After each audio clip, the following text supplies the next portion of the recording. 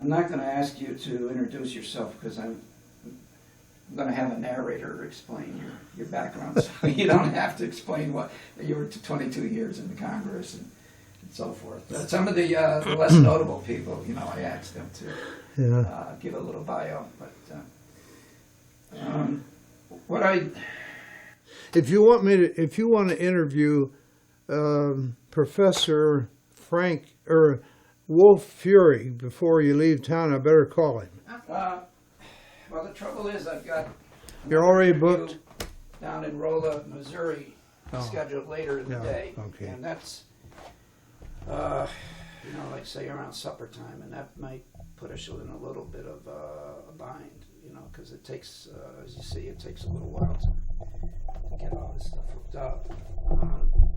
But I'm seeing that this trip to Illinois may not be our last. I think there's every place we go, we find leads that, gee, too bad we didn't have time to, spend a little more time with that person or the people that he's. Well, you're good for another 40 years. You'll get around to it. We are going to Kansas City, and we're going to be having a lot of time there, but we don't know anybody to contact. The USS Liberty story. Oh, yeah. Is there somebody there that's familiar with that? I attended the Liberty Survivors Reunion in Nebraska about a month ago. Boy, they've got a story, and they sure welcome every chance to tell it. And it's something the American people can understand. Yeah. Doing our country, our servicemen dirty. I mean, that's about as low as. There is no doubt from the historical record that Israel wanted to sink the ship and kill everybody aboard. I don't think anybody knows about that. That's part of the government policy to keep it unknown. I read your description in your first book. Yeah. I read. There have been a lot of developments since then. And recently, one of the prosecutors or the Navy named came out. Captain Boston. He was the clerk, the sort of recorder of the so-called hearings that Admiral Kidd arranged. And he stated plainly that he and Kidd knew it was not the truth, and they were told by the higher-ups they had to lie, and they did. We want to hear. Isn't that sad that admirals have to lie? Yeah. I forgot to get my opinion of Johnson dropped about 80%. I know he did good stuff with the Civil Rights Act, and I still admire him for that. But some of the he covered up the Liberty thing because he wanted to keep the Jews in support of his policy. He didn't get them anyway, so it was wasted sacrifice on his part.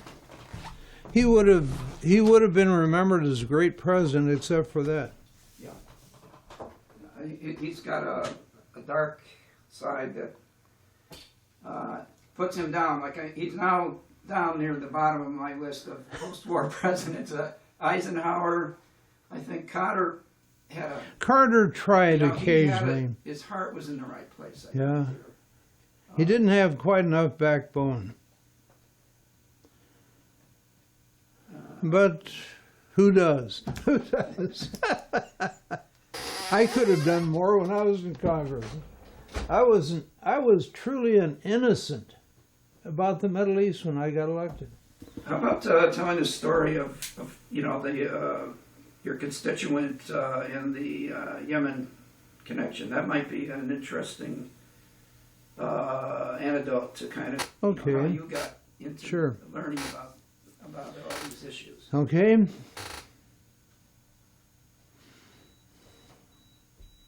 You're on. You can. I've often tried to think back and find just what it was that got me entangled in the Middle East. And more than anything else, it was a trip I made to what was called South Yemen, which was then a separate independent country on the Persian Gulf, or on the Arabian Gulf. I went there very reluctantly because I decided the only way I could ever see a constituent of mine would be to go there and rescue him somehow from imprisonment.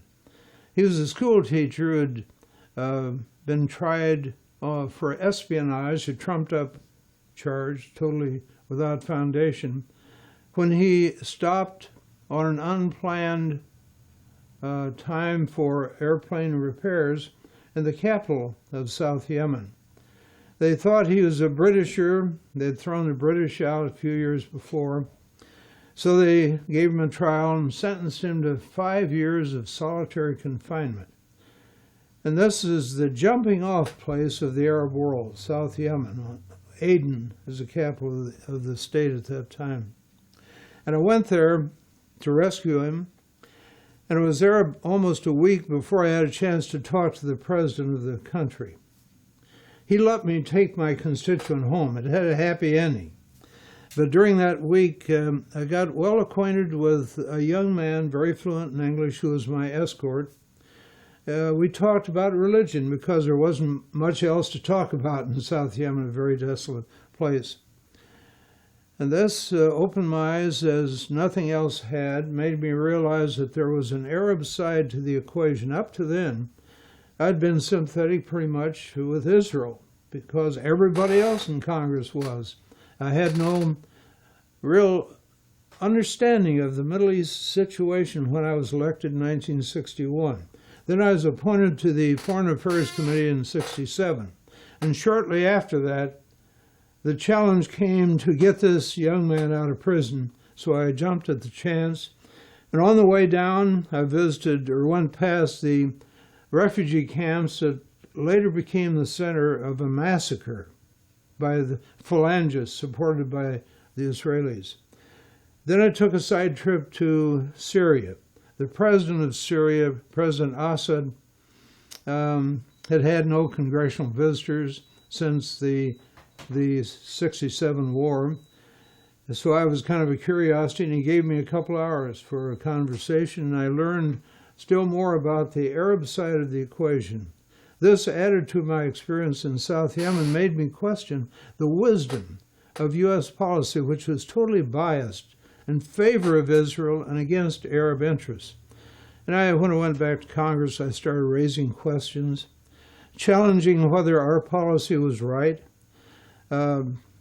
demanding that Israel obey the terms of public law, which meant that they could not legally use U.S.-supplied weapons for anything except legitimate self-defense. Well, this made me a pariah. I became the #1 target of Israel's very imposing and effective lobby. They pummeled me for 3 years in every way possible, and finally contributed very substantially to my defeat for a 12th term. But my defeat turned out to be a blessing.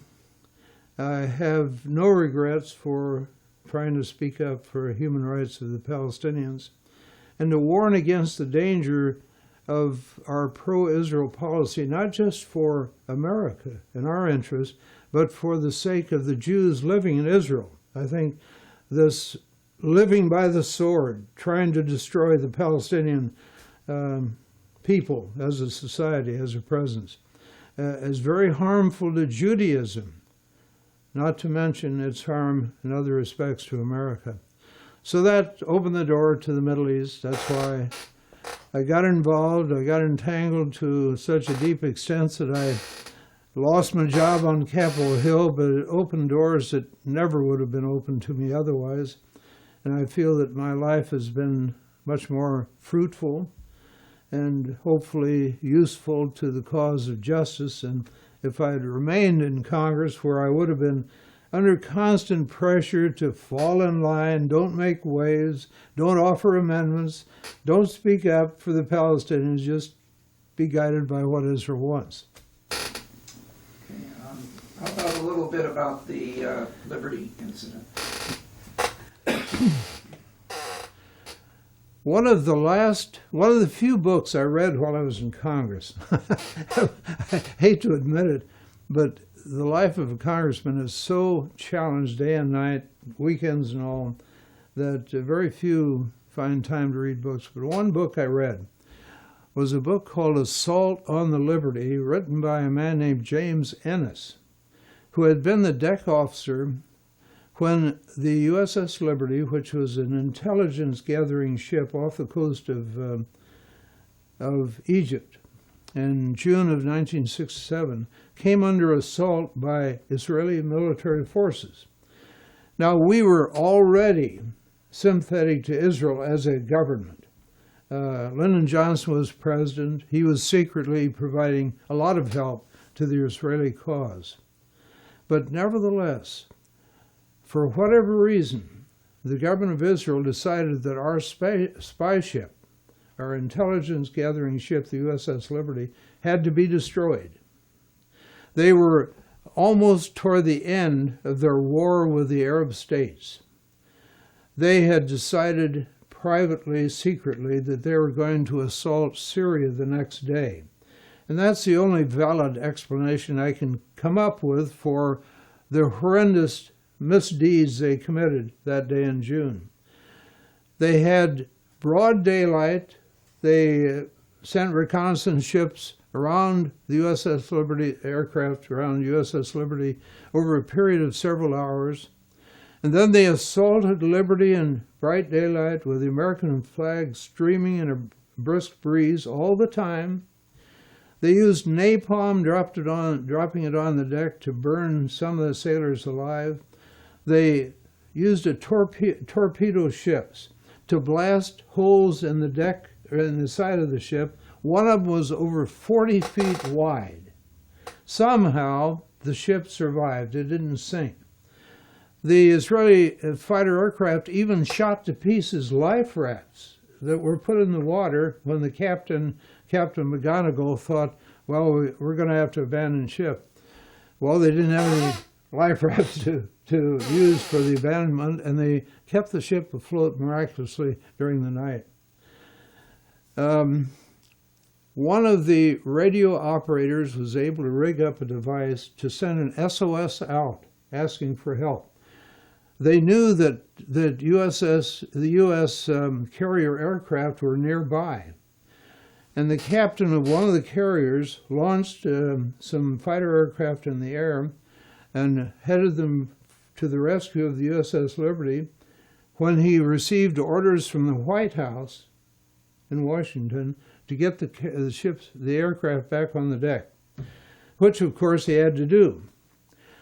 From that day forward, despite the fact that 32 U.S. sailors were killed in broad daylight by a nation that had such a deep obligation to the American government, and over 150 were injured, despite all that, our government decided to clamp secrecy on it in every way possible.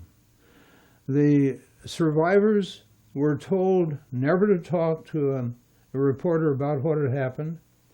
Their testimony was not even requested when they had a so-called hearing, a hearing that the principals later on testified was full of lies, was a misrepresentation of what actually happened. Our government, for whatever reason, decided to try to keep the whole thing quiet. And they have succeeded to an alarming extent to this very day. It ranks as one of the worst peacetime disasters the U.S.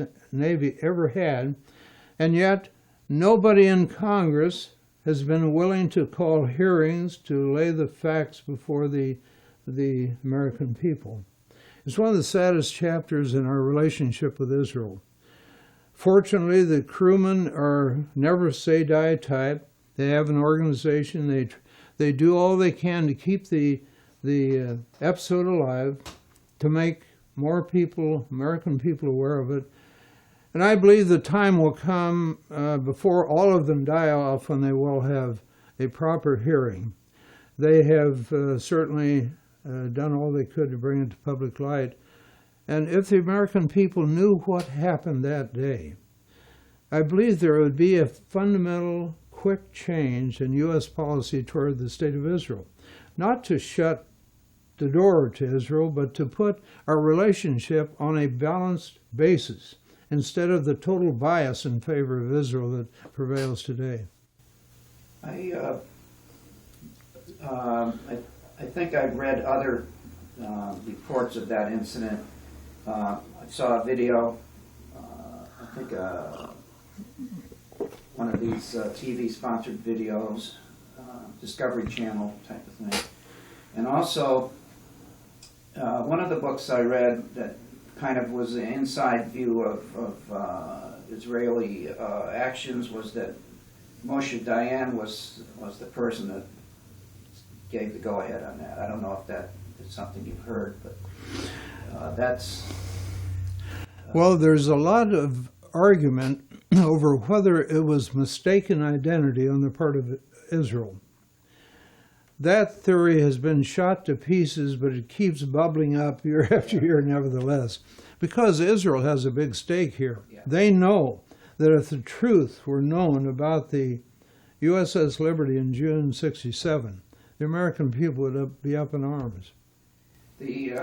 One of the authors that I've been reading, he's an Israeli, and his latest book, and I can't remember the author's name now, but I was looking through his latest book at the library, at the bookstore, and in that, he states that he has a copy of the air traffic tapes that between the fighter pilots and their command base, in which one of the pilots said, basically, hey, this is an American ship, and being told, well, keep on shooting, basically, that's like a smoking gun. Yeah. He referred to that he had a copy, but he didn't put that in his book. And maybe it was even too hot for him to... Well, fortunately, over the years, a lot of background documentation has come to light. And it proves without a doubt that the fighter aircraft under orders to assault the ship were informed headquarters that it was an American ship, and one of them said, this is murder. This is murder of American sailors. So it was known.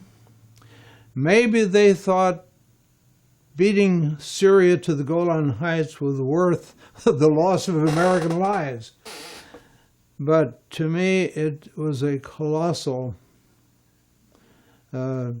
disgrace to the State of Israel to have that on their record. And I don't think they can ever do anything to make full amends for it. They've got a lot to answer for over the years, and that's one of them. How about maybe describing some of the people in your first book, the ones that spoke out? Pick one or two examples of how they tried to speak out and were beaten down or sabotaged by various pressure groups. I know that you had 10 or 15 examples, but maybe pick one or two that were particularly flagrant or notable. Adlai Stevenson III was a U.S. Senator. Before that, he was a state elected official statewide. A man of great prestige, partly because of his name, partly because of his own service. When he ran for governor, the lobby for Israel remembered that when he was a senator, he supported an amendment to cut aid to Israel. Now, he supported aid to Israel, as I did, on other issues. But the fact that he had once supported openly a cut in aid to Israel made them nervous. They thought he as a candidate for governor after serving the Senate, his next step would be the White House. They didn't want anybody with that attitude towards aid to Israel ever to occupy the White House. And he was defeated. And when I interviewed Adlai after Election Day, he said that there is no doubt in his mind but what the opposition of the supporters of Israel to his candidacy were a major factor. Charles Percy, the boy wonder in industry, became a U.S. Senator. I became quite close to him, so I knew very well what went on. He was concerned about our bias towards Israel, but he did very little in the public realm about it. He once criticized Menachem Begin, the Israeli prime minister, for some outrageous deed that the prime minister had committed. But he always supported aid to Israel. In fact, as chairman of the Foreign Relations Committee, he even secured support and adoption of amendments to increase aid to Israel beyond what the U.S. administration had asked for. But because he supported the sale of certain intelligence-type aircraft, AWACS aircraft, for Saudi Arabia, as a senator, he voted for that and helped to get the approval through the Senate, one of the few times that the lobby for Israel failed to win what it wanted. Because of that, he was singled out for defeat. He was defeated by Paul Simon, another good friend of mine, a Democrat. And when I interviewed Paul Simon for my book, I asked him about how he decided to run against Percy. And he said that one of the main factors that led to his decision was the promise from the Jewish community of North Chicago area that he would have $500,000 up front for his campaign if he decided to seek that particular campaign. And he said that he wasn't sure whether he would have decided to run in the absence of that offer. He also said something very significant that I've often cited. He said, you know, money and politics are mixed together. In so many words, he said, we might as well open our eyes and face the facts.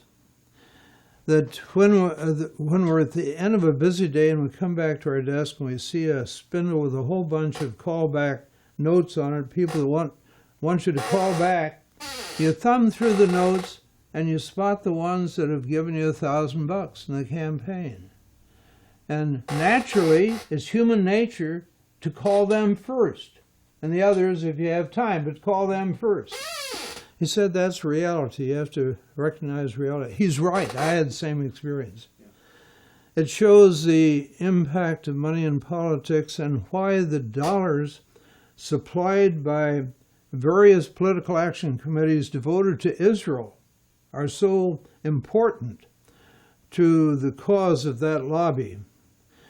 When I ran against Dick Durbin, I guess it was, in 1982, he was a good candidate. He worked hard.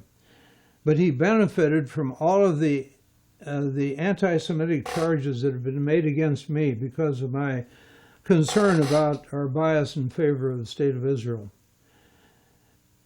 And Durbin received, I believe, $130,000 from various pro-Israel political action committees. By today's standards, that's not an overwhelming sum. But back in 1982, that was big money. In fact, I had to raise about $1 million each of the last two campaigns to carry on my campaign. And 90% of the money that went to my opponents in behalf of my defeat came from Jewish sources. Now, that's not my estimate. That's the estimate of the lobby for the State of Israel, that when they bragged about how well they defeated me and how they did it, they stated that about 90% of the money came from their efforts, which shows that a determined group of people, even a small group of people, who will use the opportunities that our political system offers to everyone. If they will use those opportunities effectively, they can really do wonders. And when I talk to Arab American groups or Muslim groups, I cite that the doors to success in the American political system are wide open to anyone if you'll really put your heart into it as the supporters of Israel do, if you'll dig deep in your pockets as they do, if you'll stay with it and support your friends, defeat your enemies, you can get a lot done. They're in the infancy of American politics, and they've made some progress, but not enough to overcome what exists today. I might add, too, it's a mistake to say that the Jews are the source of trouble, period. The political power of Israel derives even more from Christians than from Jews. In fact, I believe that the percentage of pro-Israel Christians who are truly zealots for Israel is far greater than the percentage of pro-Israel Jews. A lot of people that call themselves Jews hardly ever go to the synagogue. They really don't follow their faith. They're supporters of Israel, but that's about it. Among Christians, there are probably 75 or 80 million people, million Americans, who believe that a strong Israel is an important part of God's plan. And they believe it. There's no way to argue with them about it. They really believe that's part of God's plan. When I was campaigning one year in a country part of my district, a young man who had been elected as a Republican county clerk, I think, came to me after my talk about Middle East affairs, and with a worried look on his face, he said, I want you to know that you're speaking against the will of God. You don't understand what God wants our country to do. And I urge you to change your view for your own sake in getting reelected, but for the larger cause of God's will. And that man was very serious. He wasn't trying to browbeat me in any way. He was trying to be nice to me. Thought he was being helpful. Well, that absolute conviction about God's will in the Middle East is an immense problem. Most Christians don't follow that line of thought, but unfortunately a lot of them do. I would say the number who do is growing rapidly. Growing, not just large. Yeah. A lot of people are very anxious, with good reason, about the future, their own future, what's going to happen when they die, and they seize on certainty, and they can find certainty in what are often preached to them by the evangelists on television. Are there any particular evangelists that are in the forefront of that movement, or is it? Well, Pat Robertson, of course, is very prominent. Jerry Falwell. And they have a following, tremendous following. Pat Robertson showed it when he ran for president a while back. And they have a tremendous influence in the administration of George W. Bush. Without their support, he never would have made it. And I might add that without the support of U.S. Muslims, he never would have made it either. Which means that the basis for his election was religious. Support of Christians, support of Jews, support of Muslims. Now, the way he's behaved, he lost a lot of that support. The Muslims won't support him again, I'm quite sure. Muslims are a growing part of our society. And I feel so sorry about them these days because they are so often on the defensive. Most of the people who pulled off 9/11 were Saudis, they were Muslims. Most of the Iraqis are Muslims, including those who are the insurgents and causing such trouble these days. They violate the teachings of the Quran. The Quran teaches against suicide. It preaches against the killing of innocent people.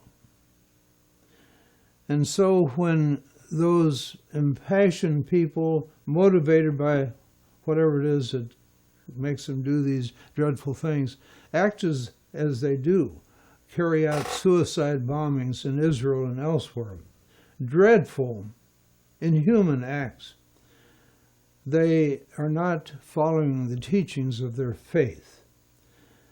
I don't approve of what they do, but I think I understand how young people especially, who have known nothing but the oppression that the Palestinians have had to live under year after year after year, become so depressed and fanatic that they commit these terrible crimes. Yesterday, or the day before, we did an interview with a member of IAP up in Chicago. Who was it? Fareed? Fareed? Yeah. Yeah, I know him. Sure, he's a great guy. Well, yeah, and he was sadly telling us that organization is being sued in civil court by relatives of a Jewish American that was killed in one of the suicide attacks in Israel, to the tune of $600 million, with the IAP being called a front organization for whatever, like, I guess, front for Hamas or whoever was actually the culprits in that. And they're trying to figure out how they're even going to mount a defense. Well, the political atmosphere today in America is dreadful. Anyone with the name Mohammed or Ahmed is automatically on the defensive. Talk to a man who, with his very young son, who lived in Canada, was coming down the East Coast, crossing the border, to attend a Muslim convention about 2 years ago. He said the border guard, a U.S. official, stopped him, wanted to see his passport before he let him come in. He noted that his first name was Mohammed. That's all he needed to know. He said, pull over here. It was a boiling hot day. And he had to sit there in the heat with his young son for over 2 hours before he was permitted to proceed, just because of his name. And I'm afraid incidents like that have occurred time and time again. Hundreds have been rounded up for detention, held indefinitely without any charge being made against them, any charge to answer. And those indignities are going to live on for a long time in the memory of the young people especially. I've found Muslims to be wonderful people. I'd love to have them as next-door neighbors. Without exception. The ones I've dealt with have been fine. And they're proud to be American citizens. But they're being harassed now in a brutal way. I hope they survive in good spirit and optimism about America, but these are tough tests for them. And one thing that really troubles me is the lack of awareness of the American people for their own responsibility for the terrible misdeeds being done to the Palestinians these days. They don't realize that they're complicit in everything that Israel does. Israel could never have pulled off this brutality over a 30-year period without the uncritical, unconditional support of the U.S. government. Christian Science Monitor published a report on the cost to the American people of aid to Israel just a couple of months ago. It's a respected newspaper. I think all will accept that. The surveyor came to the conclusion that the cost of the aid to Israel, including the outlays and the cost of the federal debt, since 1975 has topped $1.3 trillion. Not billion, but $1 trillion. Now, dollars are only a part of the price we've paid. We've paid such a horrendous price in loss of goodwill throughout the world. There was a day when Eisenhower was president. I remember that day vividly and with great satisfaction, when America was revered, beloved throughout the Arab Muslim world, throughout the whole world, in fact, because we stood up for justice for the Arab side when Israel was trying to take control of the Suez Canal and topple the Gamal Nasser, who was then the president of Egypt. That was a happy day. We were heroes because we stood up for the human rights and the sovereignty of small Arab states. Now that's gone. I hope we can someday recover it, but the price we're paying for our blind bias, total bias, in favor of Israel year after year, without any sympathy or regard for the rights of Palestinians, is enormous. Big in dollars, big in every other way. That point in Eisenhower's career may represent the moral high point of this country. Well, Stephen Ambrose, the great biographer, who was certainly the greatest biographer of Eisenhower, said that was the high point of American prestige worldwide. To make his point stick, Ike had to take on not just Israel, but France and Great Britain. Israel had persuaded those two countries to join them in a military assault on Egypt, and they could easily have prevailed. They could have won control of the Suez Canal, which was their main objective. And of course, that was a part of the territory of the sovereign state of Egypt. And all of them were members of the UN. And the UN Charter prohibits the acquisition of territory by force of arms. And Ike stood up for the UN. He went to the UN, and through the UN, he was able to bring about a ceasefire and eventual withdrawal from all of the disputed territory. That was a great moment for America. And now we're on the other side. We have been parties. We've been complicit in the acquisition of Arab territory little by little over the years by the state of Israel. It's as if we've been their partners in war, because that has been the effect. You don't hear too much about Ike anymore as a hero. No. He's not like, he's not revered like Reagan. Doesn't have that aura of godliness. Well, that I'm afraid is true.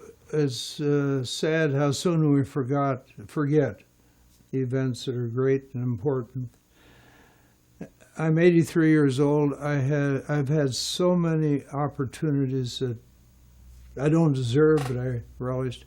One of them was a chance to talk to Ike privately a number of times. He was president for about 2 weeks after I got elected in January of '61. His term was over the 20th of that month. And after he went to Gettysburg, I organized a group of congressmen in the House who were interested in NATO, the North Atlantic Alliance. And because of that, he welcomed me into his office. We had quite a few chats. And he said something that ought to be engraved on every legislative chamber. One day, reflecting on his own years in the White House and missed opportunities that he should have seized, he said, "We tend to deal with urgent problems and leave the important ones until tomorrow." A lot of wisdom in that one statement.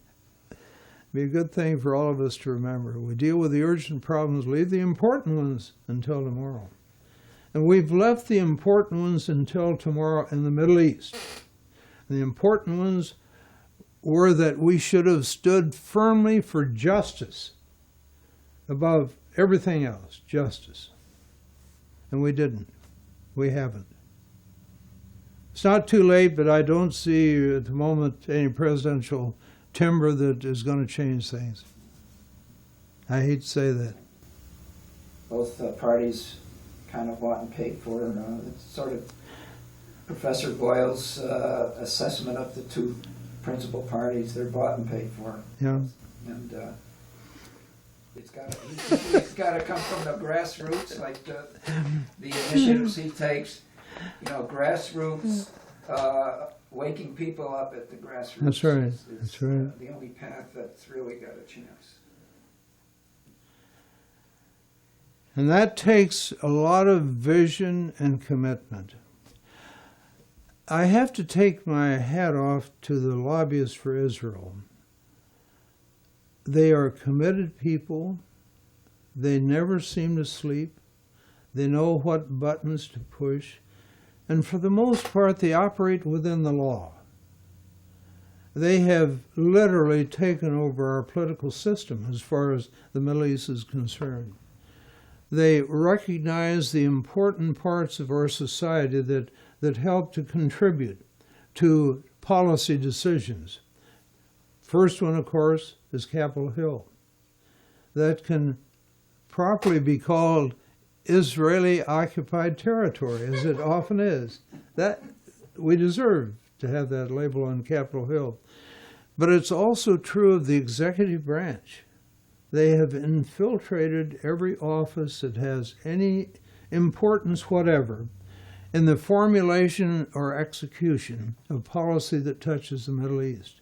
They are there. They have people that have this deep allegiance to the state of Israel, who will respond to anything that's in any way puts Israel in a bad way.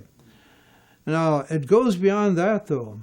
They have an organization throughout the country of very skilled, impressive individuals that can be tapped on a short notice to come to the defense of Israel, no matter what Israel does. And nobody else, I shouldn't say nobody else is on the other side, but people working the U.S. national interest are not nearly as numerous and as effective as those for the state of Israel. Can you describe some of the more recent work you've done and your writings? Well, I've written 3 major books since I left Congress on the Middle East. One was They Dare to Speak Out, People and Institutions Confront Israel's Lobby. Various editions of that have sold over 300,000 books. That's a lot of them. I hope all of them have been read. They've been sold at least. I also wrote a book called Deliberate Deceptions that came out on the eve of the celebrated handshake between Rabin and Yasser Arafat on the White House lawn. And that event created the unjustified thought that peace is at hand, that everything's going to fall in place, and of course it didn't, it hasn't. It has not been a big seller, but it continues to sell. It's a reference book about the U.S.-Israeli relationship. And then I spent about 2.5 years writing a book called Silent No More, confronting America's false images of Islam, because Muslims are a very prominent part of American society. The book was published a couple of months before 9/11, but that event made it all the more important for the American people to understand what Muslims are all about, why they like to be in America, what they're up to, what they do. And there's a lot of misinformation about Muslims that has intensified since 9/11, because most Americans have never met a Muslim in their life. I was 51 before I ever met a Muslim knowingly. I probably had met several before, but I didn't know it. And I was in the dark about what Islam was all about. I had images from childhood attending Presbyterian Sunday school that weren't very flattering to Muhammad, to the Quran and all that. And these were not removed until I became personally acquainted with Islam in South Yemen, as I mentioned, and in meeting with Muslims elsewhere. They're a wonderful part of America. They're contributing substantially in all of the major professions. They need to get into government and politics and journalism more than they have. One of them received the Nobel Prize in Chemistry, a scientist at the University of California. So they're high quality people that we should rejoice in having them among us. They number about maybe 7 million, and they're fast growing. They tend to have large families. They're great family-oriented people. They're believers. They believe in the God that Christians and Jews worship. They just go about it a little different way. I know I heard Pat Robertson saying that, no, those Muslims, they don't, they've got a different God. He's called Allah. That's right. We don't have, that's nothing to do with our God. And they don't know that very literally they consider themselves to be worshiping the same God. They consider Abraham their spiritual ancestor just as Christians and Jews do. Allah is simply the Arabic word for God. The Bible is printed in Arabic, and where God is mentioned in the Bible, in the New Testament and elsewhere, they use the word Allah, because it's the Arabic word. Christians, Christian Palestinians use the same word when they talk about That's right. God. But in the wake of 9/11, that horrific event,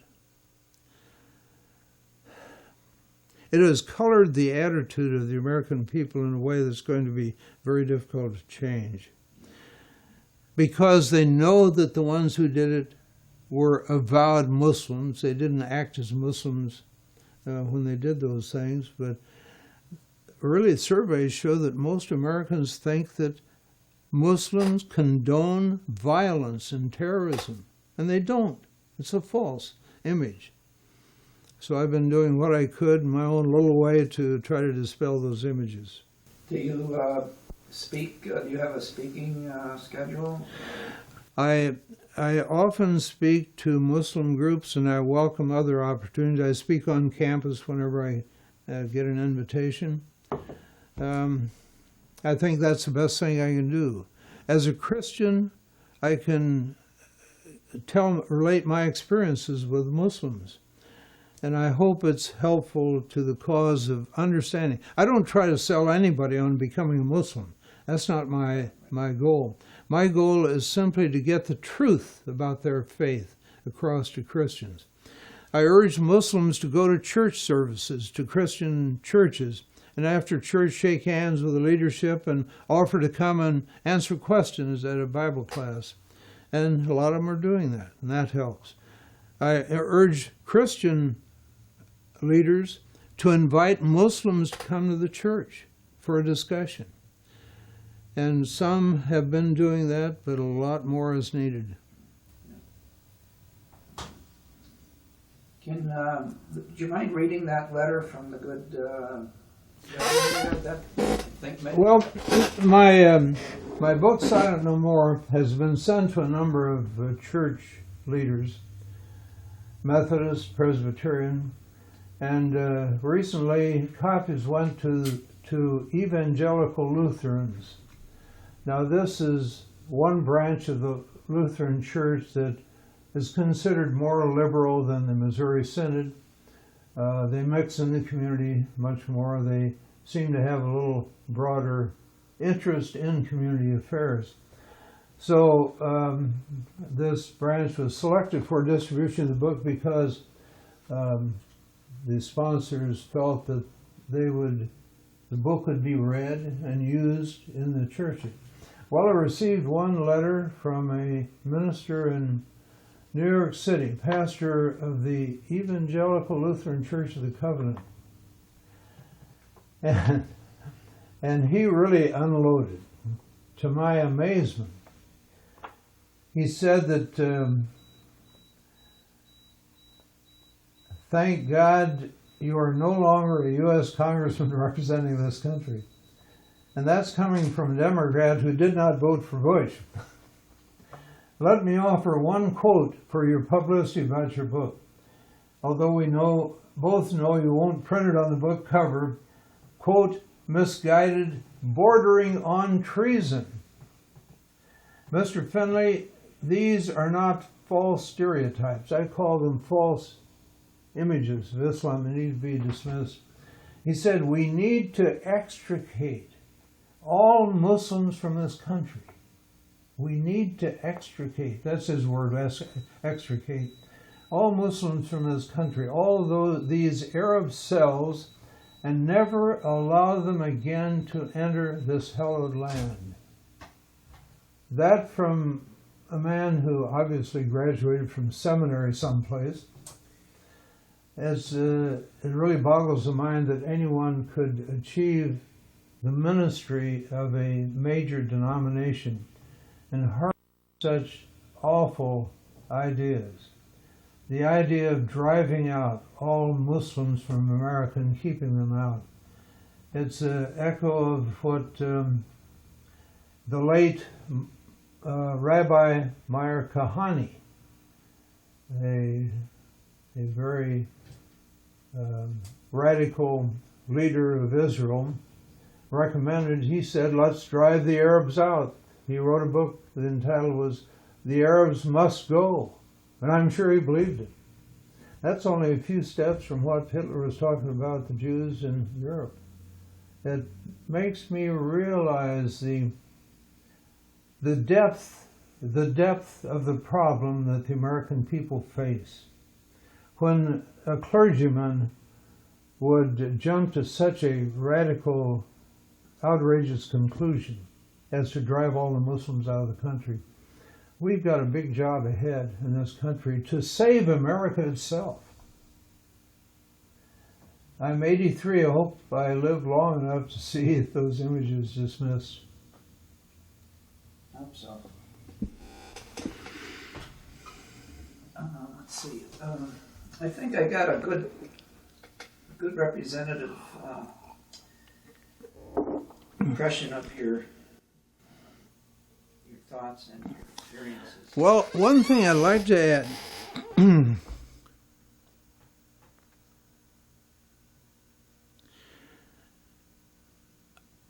I believe in religion. I believe in God.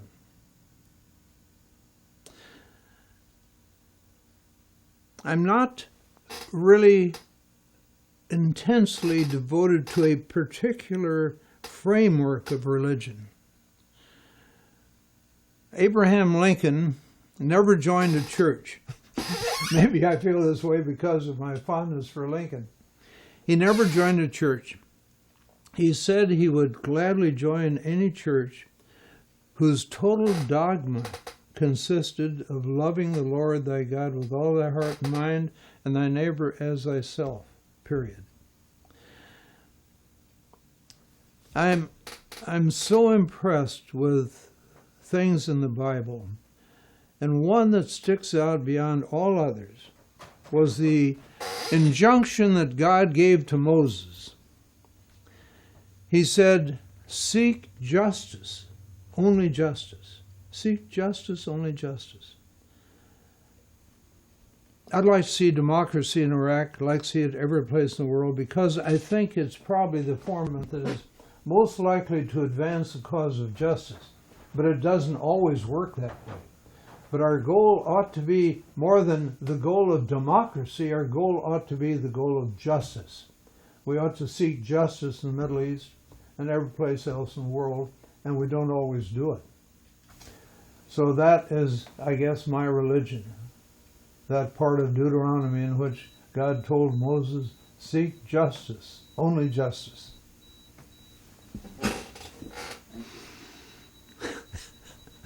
Good. You're a very effective speaker, right? Oh, I don't know about that.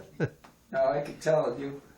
You know, most of the people we've interviewed were not trained speakers or haven't had a lot of speaking experience. They were there telling their story of how it was to live in Iraq or in the West Bank and so forth. And you know, often they spoke with great sincerity, but you know, more or less like laymen. But you know, your presentation is very effective, very focused. One of the things that was a turning point in my life was the invitation to go to Malaysia. One time, it's been about 8 years ago, I guess. I was invited to take part in a week-long workshop sponsored by an organization in Malaysia, and the subject of the workshop was the images of Islam in the West. That was right down my alley because I'd been given a lot of attention to that. The workshop the organization is called the Just World Trust. It's headed by a man named Chandra Muzaffar, a man confined to a wheelchair, but a powerful communicator. Chandra Muzaffar is a great inspiration. He was born in India, a Hindu. He moved to Malaysia, became a Muslim. At the end of the workshop, the 40 of us who had been invited there had to stand up one at a time and tell what we were going to do to help this image problem when we got back home. Some of them were kind of befuddled about what to do, but I knew exactly what I was going to do. I felt there was a great need for a brief document that would present true facts about Islam. And I thought it could be written in a very concise, clear manner. And I spent the next 6 months corresponding with some of the people who attended the conference and with others, drafting the text of this document. Let me get a copy. Oh, sorry. Hope that doesn't disrupt things too much. You can fix it. I'll put it on. Just tack it to your Sure. side there.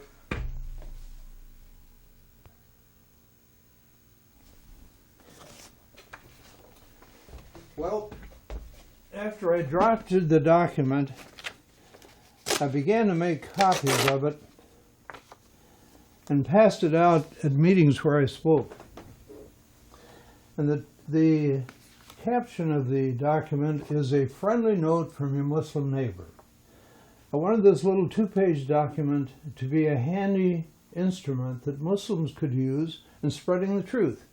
They could hand it to a neighbor even without comment. They wouldn't have to say a word, or they could just briefly say might help you understand what Muslims are all about. And in the document I speak of that Muslims have much in common with Christians and Jews. And then I list the reasons why I reach that. And then I spend the other part of the document is just 2 pages, in which I deal in a positive, non-confrontational way with the false images that are held so prominently. Well, I used that with good success in many places, Toronto, Canada, throughout the United States. And it became the basis for my book, Silent No More. And I put it in as Appendix A in the back of the book. And I still find it being used. It's so easy to have a few of them in your pocket to hand to a seatmate on the airplane or at the workplace and not offend anybody, because there isn't a word in that would be offensive to a Christian or a Jew or a non-believer. So the experience with Mustafar was quite an important turning point in my life. I explained that I was going to write this document. I was going to really do it. And I did, and it's had some effect. May we have a copy? Sure. In fact, I developed a copy with a little panel on the side. I've torn it apart here. But my purpose in doing this is to have this as a matrix, so that anybody in the audience would just take one copy, put that in a copy machine, flip it over, run it through again, cut it in two, and have a supply of documents. And I hope that's being used.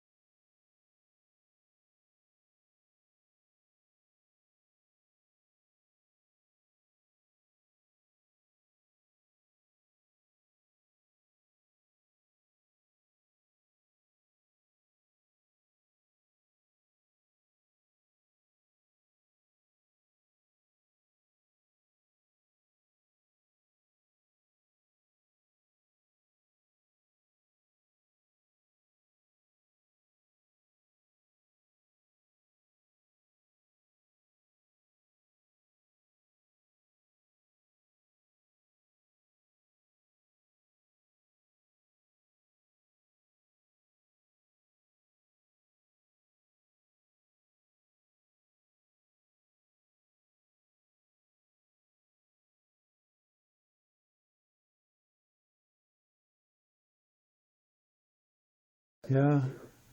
He didn't have quite enough backbone. But who does? Who does?